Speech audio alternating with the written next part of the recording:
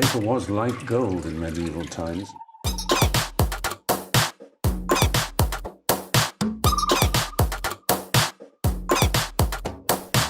Oh, not tobacco, sugar. That everything we thought we knew about the world might turn out to be completely wrong.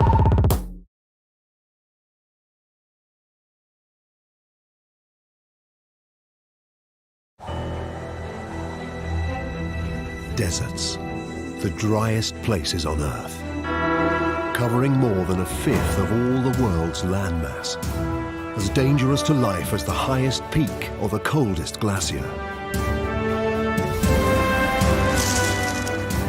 But in these harsh and barren wastelands, nature endures. People have lived in the desert since the beginning of time. Resilient and resourceful, they have developed unique cultures and deep spiritual bonds with these arid lands. But the modern world of commerce and industry is encroaching on the desert, claiming its resources, changing the delicate balance of life.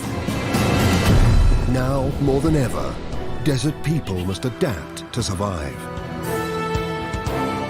This series tells their story of struggle and endeavor, of humanity's continuing relationship with the most challenging places on Earth.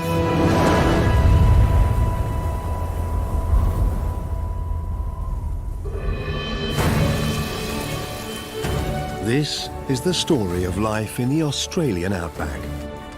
A place so forbidding it looks to be incompatible with human life.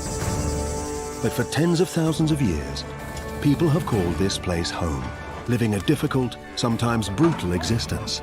It's not a very pleasant task for them, but it's got to be done. In their isolation, they've developed a thirst for adventure and a knowledge that pulling together is key to survival.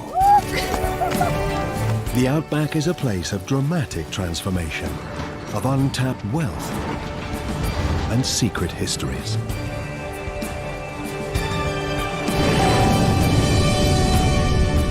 Whether braving the elements or hunting for treasure, it's like looking for a needle in a haystack. It takes a certain kind of person to live here.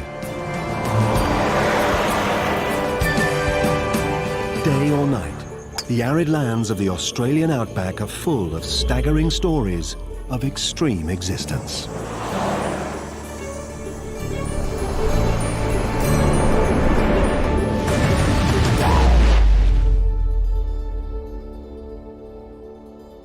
Almost all of Australia's population lives along its coastal fringes. Inland is a vast, arid space where everyone and everything seems to work in a different way. It's first light.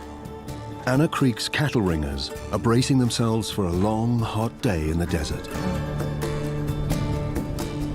Their task is to locate and corral a 1,000-strong herd of cows. The process, known as mustering, will involve gathering a herd together and driving them non-stop over 30 kilometers in the blistering heat of the outback. In the past, this work was done on horseback. But when your farm is this massive, it's best to use horsepower of a different kind and go at it from all angles.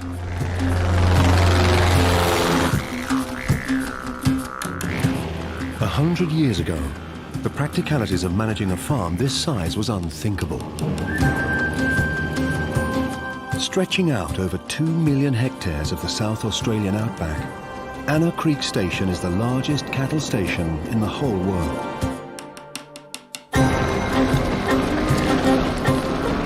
Australian cowboys are known as ringers. The head stockman takes to the skies, a shepherd with a bird's-eye view of his livestock. His airborne directions keep his young jackaroos and jillaroos on the right trail. They are his petrol-driven sheepdogs, who find the cattle and drive the herd together. In summer, the temperature can reach 50 degrees. It's like working in an oven. But for cowboy biker Nathan Keogh, sweating it out is just part of the job. An old fellow once said to me, they're no different to people. If someone just woke you up one morning and said you got to walk 30k today, and you had someone behind you poking you with a stick trying to make you jog that 30k, well, you're probably only going to get about 10k, and then you're going to sit down and want to have a rest. So that's where you've got to sort of think like a cow, which is not that hard, really. You know, they just treat them how you sort of think that you'd like to be treated if you were in their situation.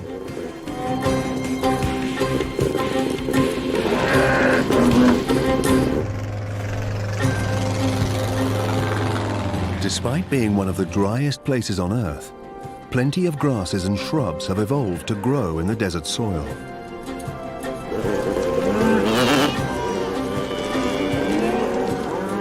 By constantly roaming around the enormous paddocks, the cattle find enough food to thrive and keep the farm in profit. They're the money-making machines that sort of keep me employed pretty much, so you've got to look after it. The Santa Gertrudis breed is known around the world for withstanding hot, dry environments. They're also unfussy eaters and can graze on almost any vegetation they find. The young jackaroos and jillaroos come from all over the country to work on the station, but it's a grueling existence.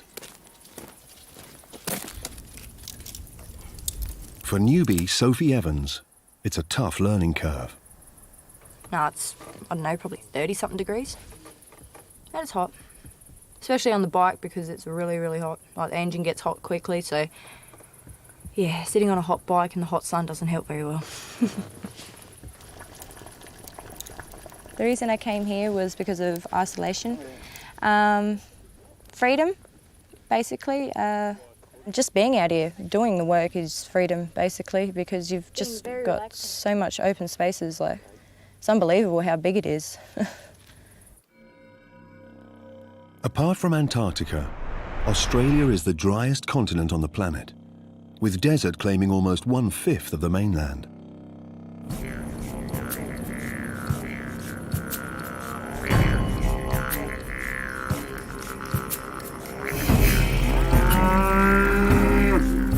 Although the cattle can find food by grazing vast areas, to survive in the outback they also need plenty of water.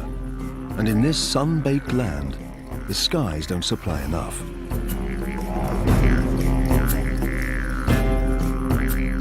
But in fact, there's plenty of water here if you know where to look. Beneath the Earth, there's a geological phenomenon, an immense subterranean body of water.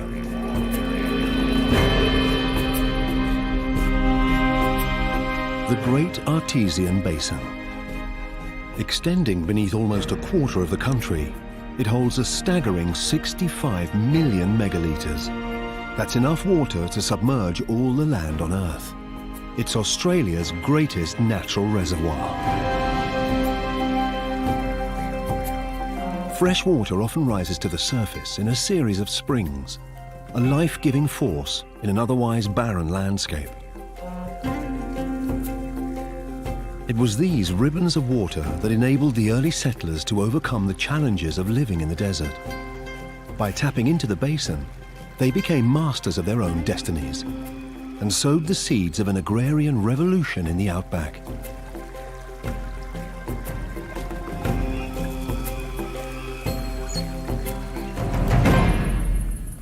With their cattle safely penned, the ringers turn their minds to tomorrow, when they will be branding and preparing the herd for market.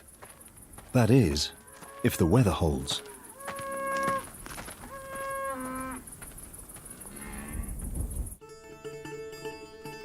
Just 20 kilometres from Anna Creek Farm lies William Creek, one of the smallest settlements in Australia. Though it's in the middle of nowhere, for the ringers and farmers of the outback stations, this is the local village.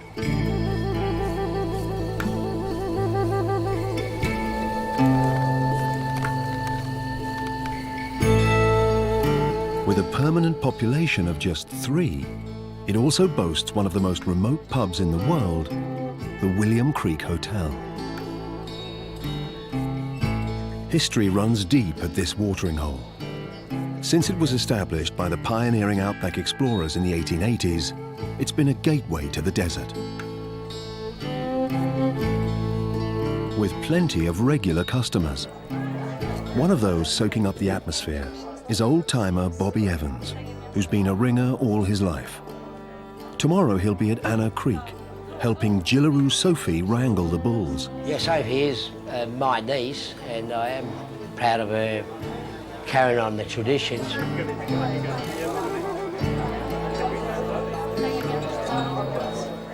To Bobby and his friends, this place is much more than a pub.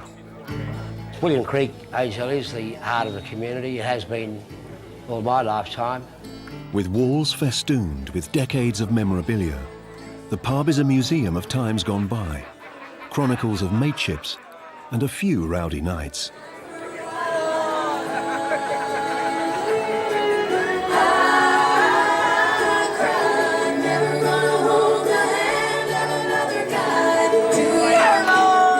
In the outback, they know there's nothing better than getting together with friends. It's key to staying alive and still smiling. A fact no one knows better than landlord Bruce. The pub's about as Aussie as you can get. We're in the middle of nowhere. We're 200 kilometres from the nearest outback town. Our community are our mates.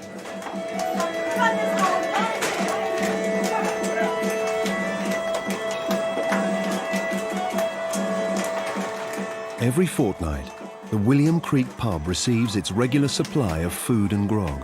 Though demand is so great, the bar can easily be drunk dry. In the outback, there's no such thing as a guaranteed next-day delivery, so Bruce is always thinking ahead. You've always got to have a contingency plan, so you make sure you've got plenty of food and booze. Tonight especially, Bruce is bracing himself.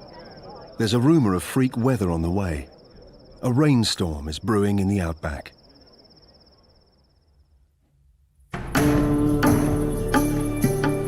Despite the forecast, at Anna Creek Stock Camp, the ringers are preparing for a brutal day of cattle wrangling. With rain on the horizon, they'll have to work faster than ever to get the job done. But to rush things is risky. One slip of the finger can end in disaster, as Nathan knows. I lost him in a machine about 1996, farm accident.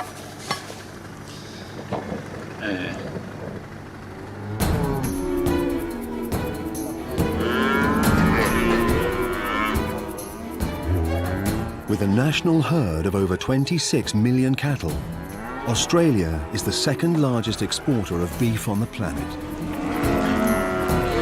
To get this much meat to market, the Aussie cowboys do everything on an epic scale. It's a brutally effective process.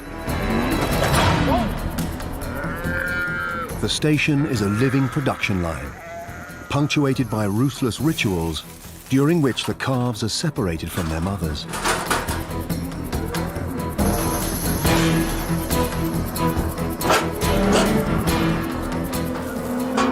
Yeah, mark here, that identifies the beast of this property.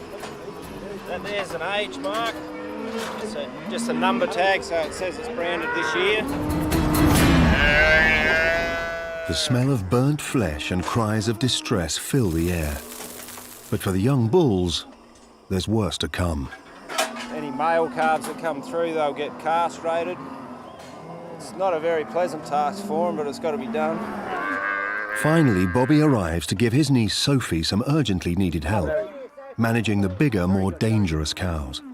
You do get a bit worried, but you have to have confidence in her. You have to be aware that you can get hit if you're not paying attention. The pleasure I get nowadays is watching the young people perform.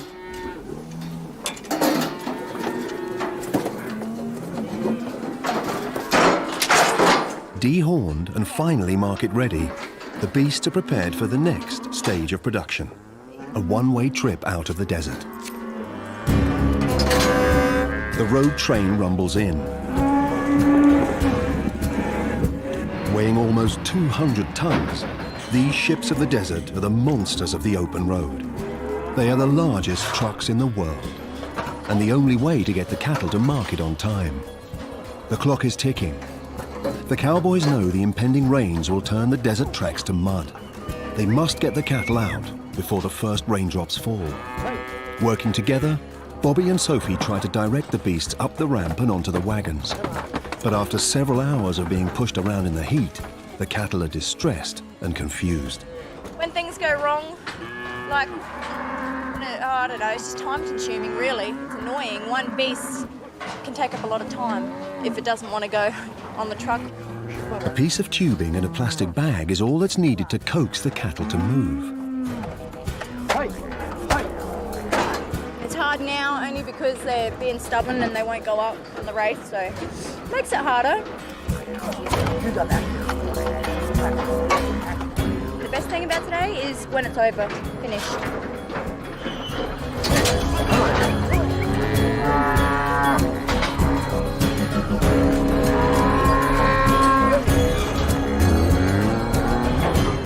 Some animals prove more difficult than others.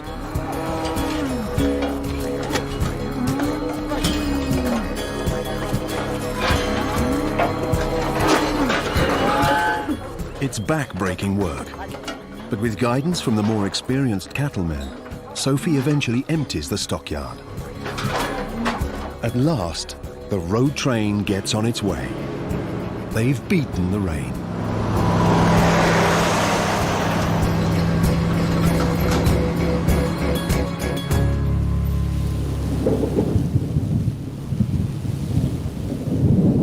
Finally, the skies open.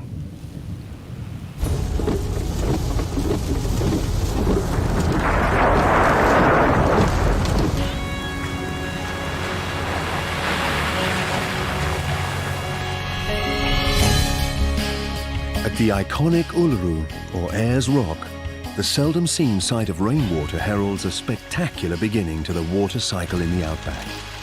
It's been 20 years since rain like this.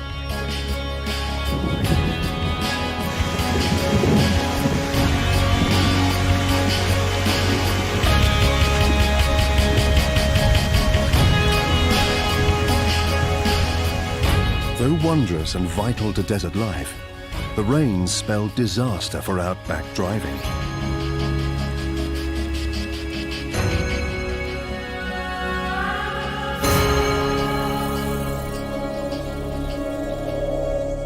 Here, roads are few and far between. But bisecting Australia's mainland from north to south is the 3,200 kilometre Stuart Highway, known as Explorer's Way. It's the longest single stretch of bitumen in the desert, outside of which there's little but dirt track. No driver wants to be stuck on these routes in a storm.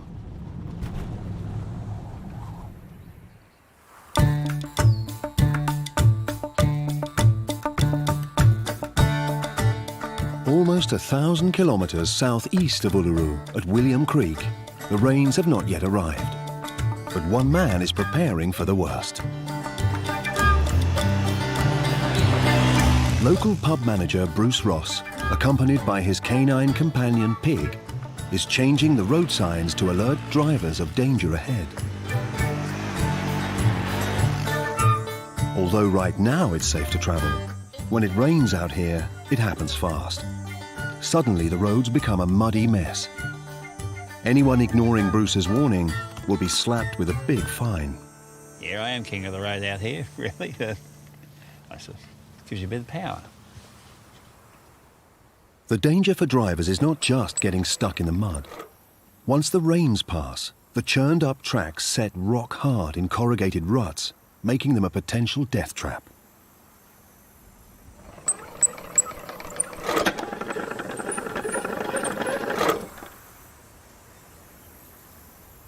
People get a bit agitated and scared. They're out of their comfort zones, and they think that we've changed the signs to keep them at William Creek so we can extract more money out of them, but farther from the truth. We'd rather not have them here when it's wet and it costs us too much money to maintain the place.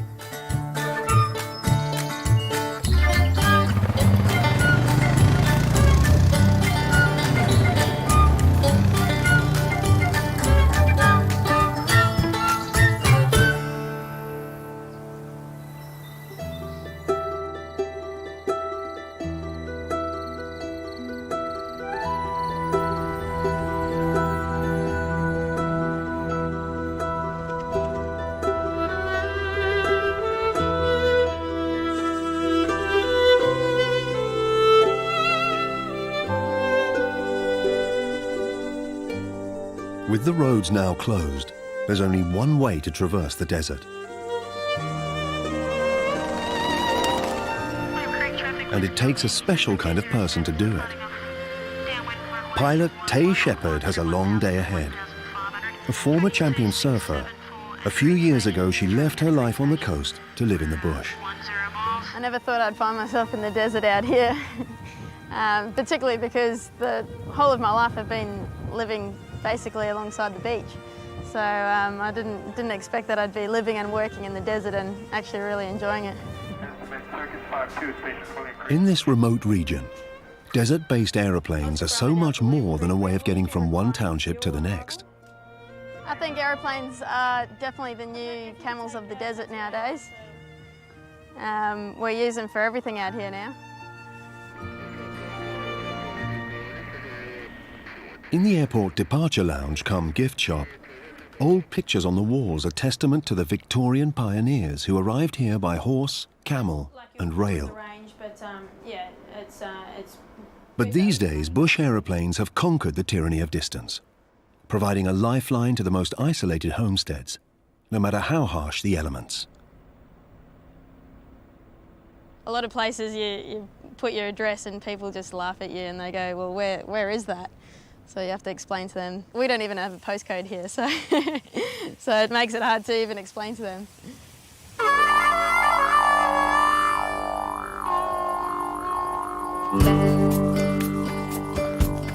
Tay makes a living from a mixture of scenic flights, mustering cattle, and community services.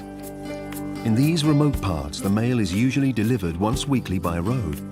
But with rain on the horizon, Tay is lending a hand.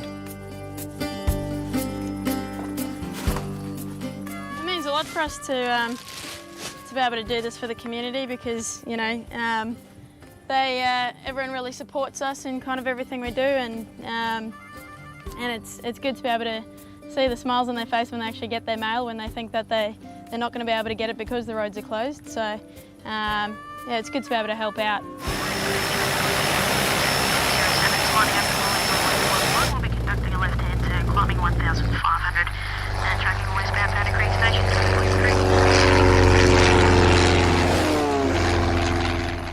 We fly over a pretty arid and desolate landscape out here. There's, you know, not much vegetation around. It's quite barren, and for that reason there's not many landmarks to go on really, as well as far as navigation is concerned. It's beautiful in its own right as well.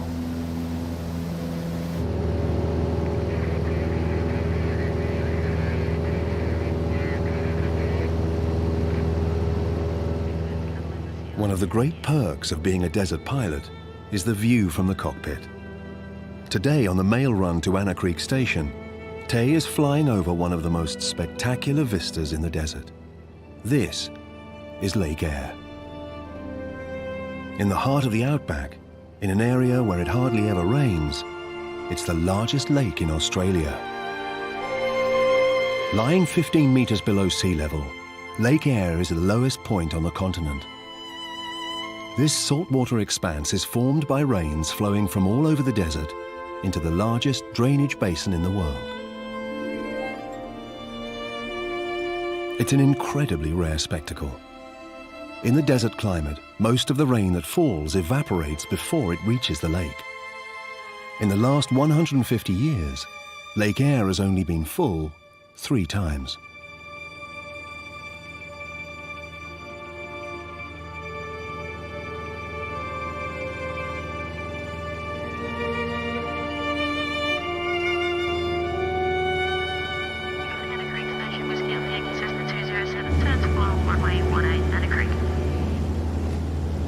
Finally, Tay has Anna Creek Farm within her sights.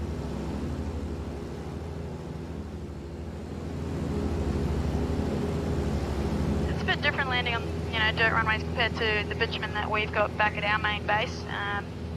Sometimes, you know, particularly when it's really windy, you can be slipping and sliding around the place. You've also got to be aware of, you know, the rocks and things like that that your propeller will be picking up, and the dust that you're blowing over, you know, over them on takeoff and landing as well. So, yeah, it's a little bit different, but it's a challenge that, you know, we all get used to and we enjoy out here. And a creek traffic, Whiskey Alpha Yankees backtracking runway 18 and a creek.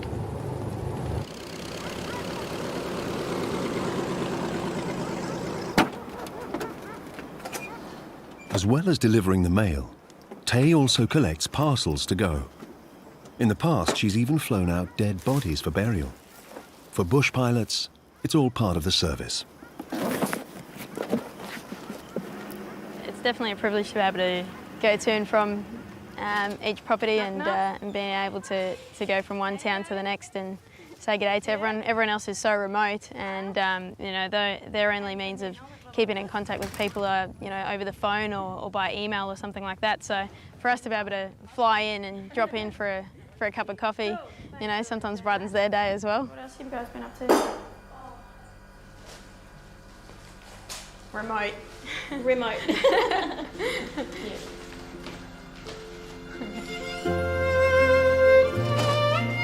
Tay knows almost everyone within the 500-kilometre radius that she flies. You meet people once out here and you'll remember them forever.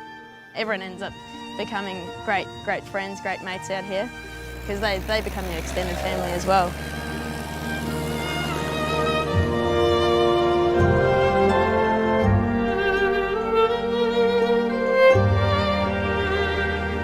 I have fallen in love with the desert out here, and I didn't think I would. I thought it might just be you know, a good experience for a short time, but it's consumed my life a little bit.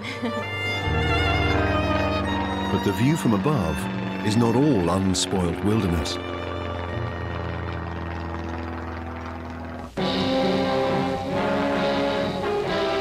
They are digging for atomic energy, these men and machines, at a uranium mine known as Rum Jungle in North Australia. The shovels can take 7 tons at a mouthful. Mining has always attracted people to the Australian desert. The prospect of making a fortune by digging the dirt triggered the Australian gold rush of the 1850s. But soon people discovered that the red sand held other precious deposits too. Mining the outback is now a massive moneymaker. Coal, iron ore, lead and uranium can all be found here in relative abundance. Today, Australia is one of the largest mineral exporters in the world.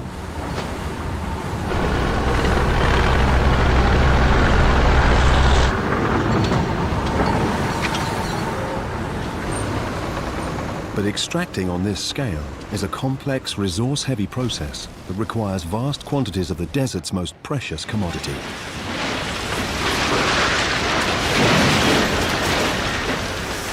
Water.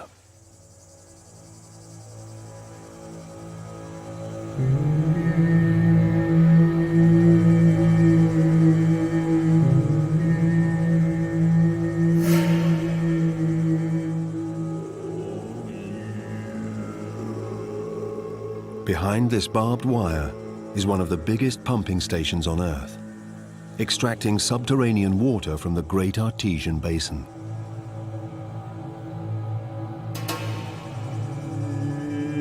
The water is used for industrial purposes, but every week billions of litres are drawn from the basin, prompting fears this finite resource is being depleted to the detriment of all.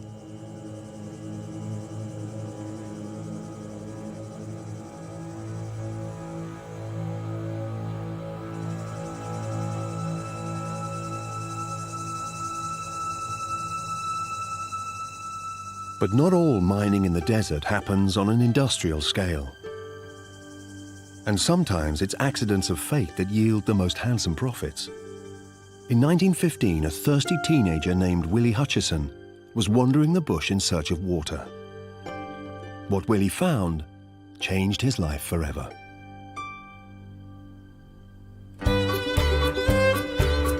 A new chapter in the story of the outback began. Today, on that spot where Willie found treasure, stands Coober Pedy, a thriving town and a melting pot of cultures, where everyone shares a common passion, the love of the opal. Coober Pedy has a quirky charm that's made it a popular location for a number of Hollywood films, remnants of which still dot the landscape.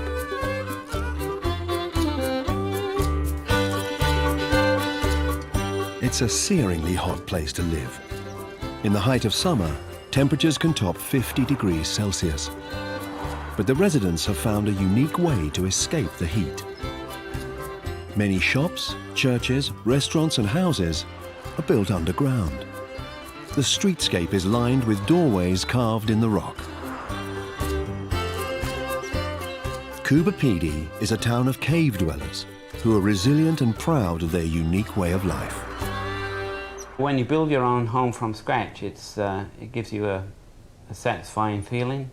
You've got to know a bit about everything. You've got to be a builder, a carpenter, welder, all sorts of stuff. But when you actually live inside the place that you built, it gives you a real good feeling. Inside his man-made vault, Philip Lewis has an opal workshop. Trading these precious gems is how he makes a living. Once cut and polished, Philip's opals will be made into jewellery. It's a craft that takes as much skill as it took to carve the walls of his home. No matter how scorching it is outside, inside, the temperature is always cool. It's a feel-good home. It definitely feels very comfortable and easy, and as a home should be. It feels solid and secure. Like an oasis in the desert might be a good description for it, I think. Sue and Phil know that to live here, you have to adapt.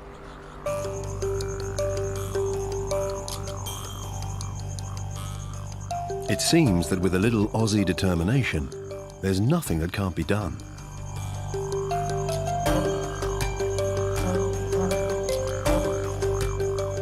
At Coober Pedy's golf club, there's no fairways or lakes. 18 holes in the heat of the day would challenge the toughest of caddies. But when the sun sets and the temperature drops, this sporting venue comes to life. It's a serious club that's affiliated with St Andrews in Scotland, though playing golf in the desert means bending some rules.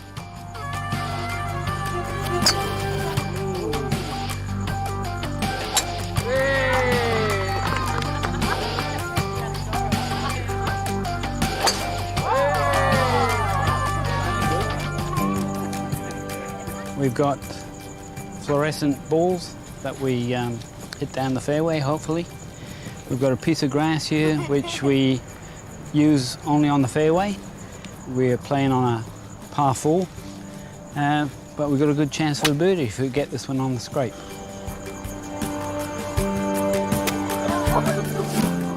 While the miners' headlamps come in handy, glow sticks provide improvised lighting for flagpoles. With a bit of know-how and desert spirit, the club members have turned this into one of the most popular sports in town. Number one, there's no sun, so it's quite a nice evening. There's no flies to bother you. And it's comfortable, you know. You're still playing golf, you're still hitting the same shots. And, you know, you've got good company and it's a nice evening out. Usually, golfers dread the bunker. But here, even on the green, there's nothing but sand.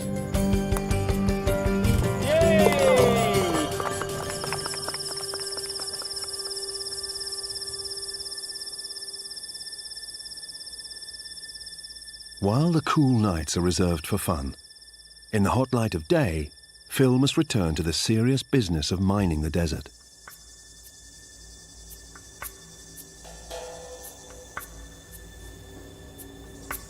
Here, the landscape surrounding the edges of town is dotted with mounds, scars left by previous miners.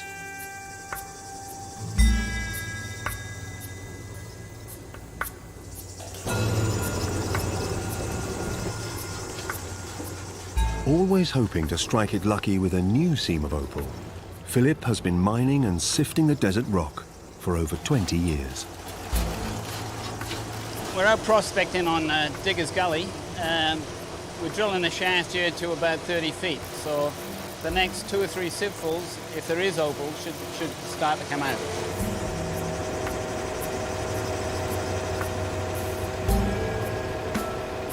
The son of a Welsh collier, Philip knows that though his prospects of striking it rich are slim, it's a better life than his father ever knew. My father came up here once and he looked around at what I was doing and he said he'd like to have his life over again and he wouldn't go down a coal mine again. He'd be out here looking for opal. Today, Coober Pedy is the opal capital of the world.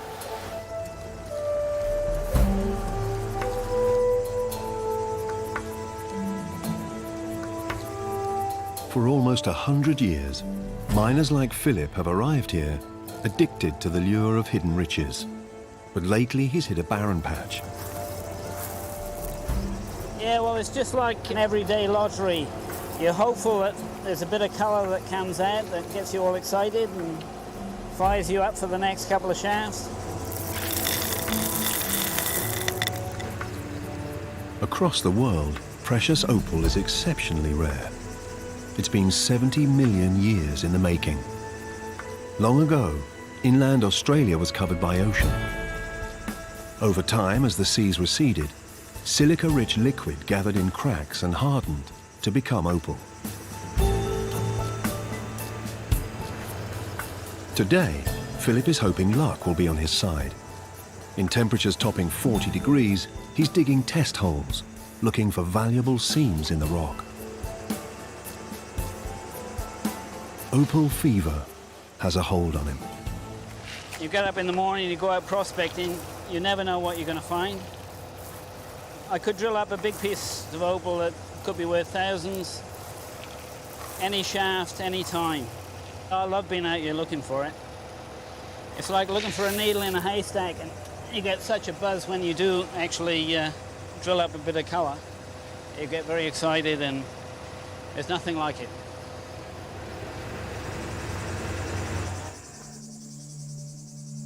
Every treasure strike leaves a hole in the ground.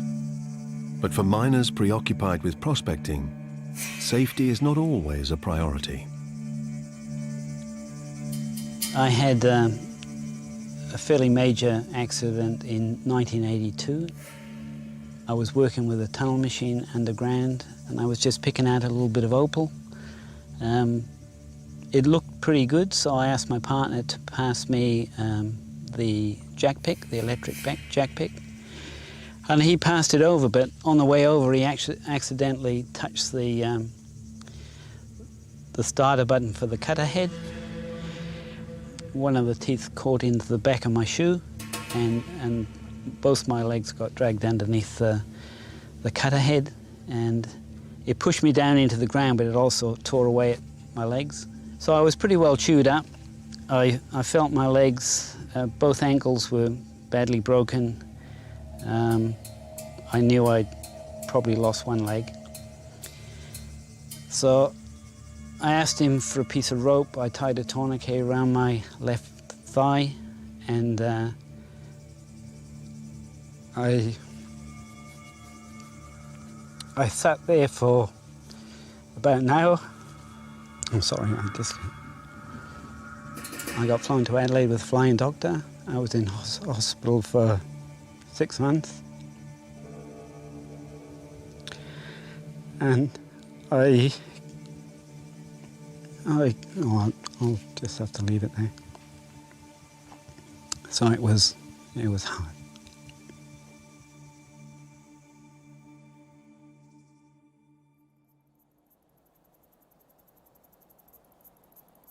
Philip lost his leg and spent more than a year learning to walk again.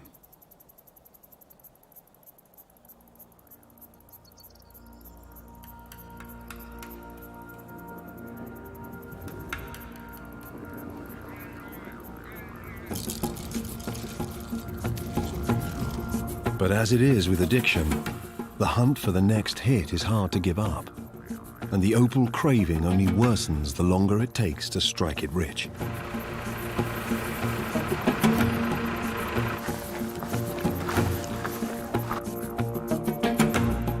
Philip has set his sights on a dusty trench that he's been prospecting for months, but which has not yet yielded any treasure. He's hoping that today his luck will change.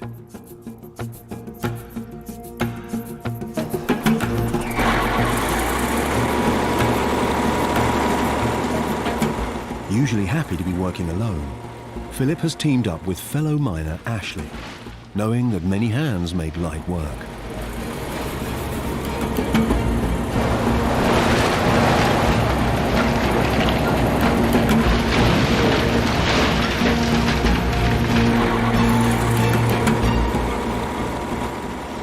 Despite his previous dice with death, Philip ventures dangerously close to the digger, searching for something that sparkles. Suddenly, he spots a flash of brilliant blue in the rock face.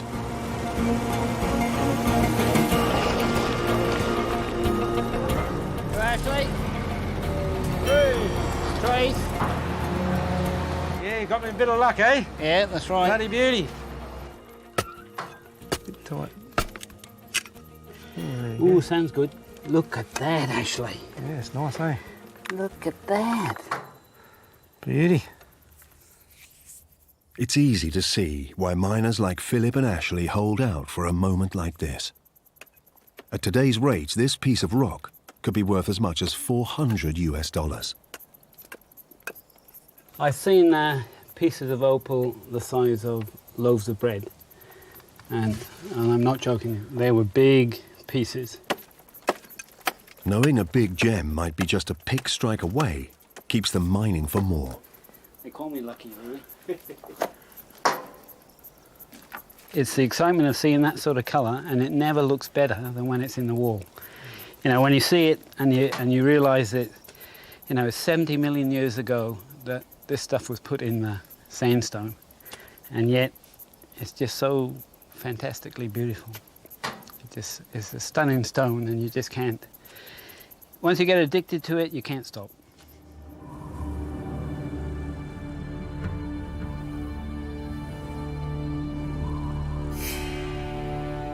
Not everyone who comes to the desert is searching for minerals.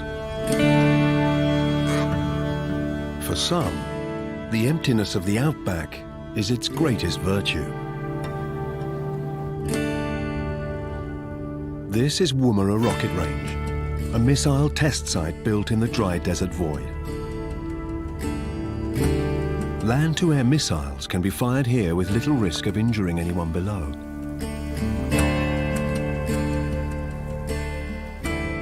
Opened in 1947, Woomera is the biggest rocket range in the Western world. Extending over 127,000 square kilometres, it covers an area almost the size of England and is still operational today. For over 50 years, rockets, missiles and other ballistic weapons have been blasted skywards.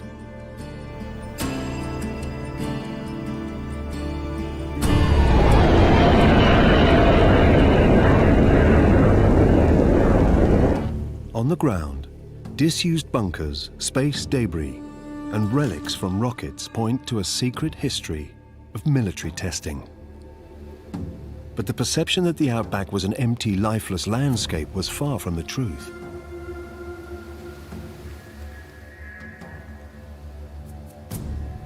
For over 50,000 years, Australian Aborigines have lived deep in the desert.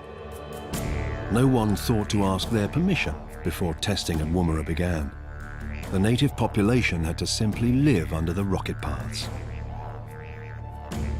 And much worse was to follow.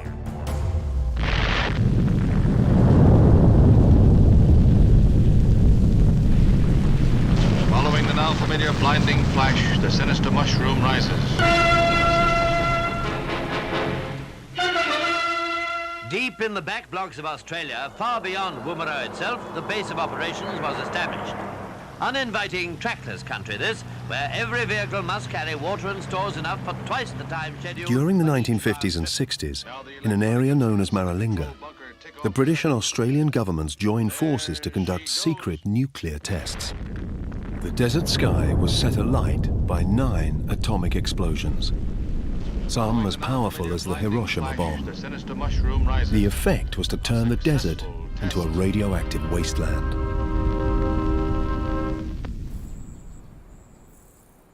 Australian Aborigines who'd lived on the land for millennia were forced from their homes.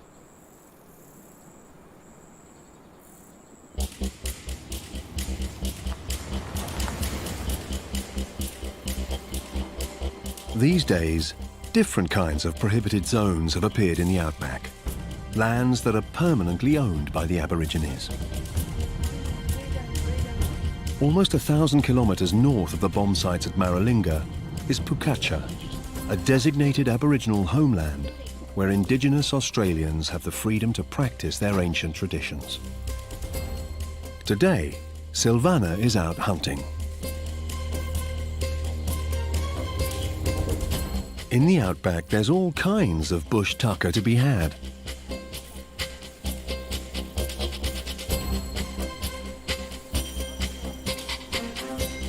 If you can catch it.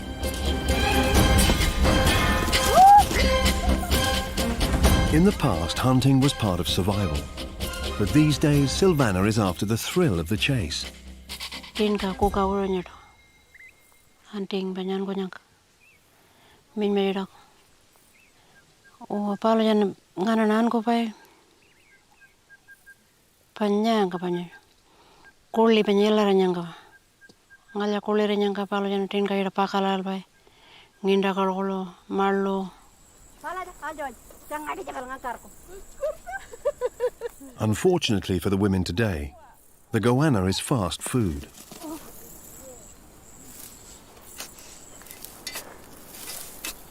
The women live in a nearby town with modern amenities, but here in the desert is where they feel most at home. Wan puting ka banyura nyanyi koka nga munawal jawin kinga nyanyi uro nyala rungura uro ngala nyanyi banyak tahu nanggo ya puting ka kuji pada banyak ilang ana bangarani puting ngura pokol barar. Here in Pukacha, Silvana has a house. There's a school, a police station, a medical clinic and a grocery shop. It's a town typical of the kind successive governments have funded for Aboriginal people in an attempt to atone for atrocities committed against them in the past. Many people believe this urban-style living is poor compensation for what's been lost.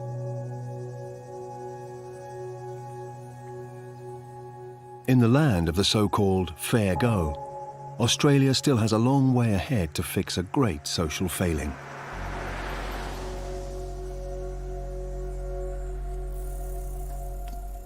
While the goanna's gone to ground, the women turn their minds to hunting another kind of bush tucker.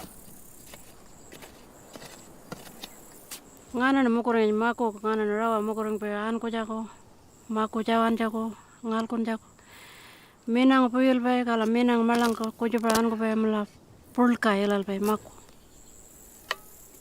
Exclusive to the outback, the witchetty grub is the larva of the ghost moth and a staple of the Aboriginal diet. A rich source of protein, while usually lightly roasted, today it's devoured uncooked.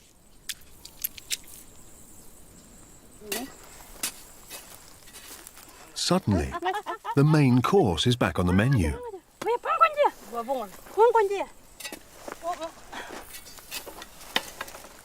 But there's nothing subtle about catching a goanna.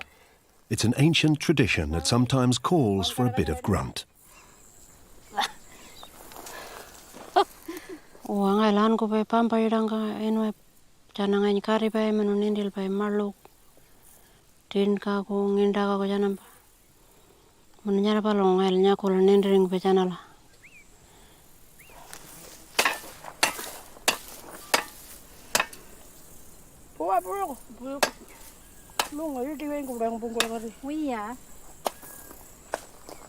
Menangai kecil kulo dan nending ka palo janam pe ngula pe waljang. Ninding kala nyan kuka kanam ngai luyang nanya geno e palo jana penyap ngula pen palo jana waljang nyan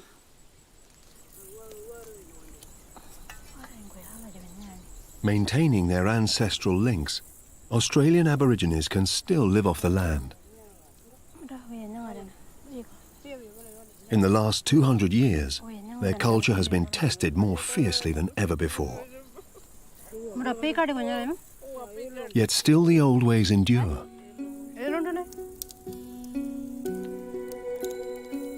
The ancient traditions hold fast. They are true survivors in an ever-changing desert.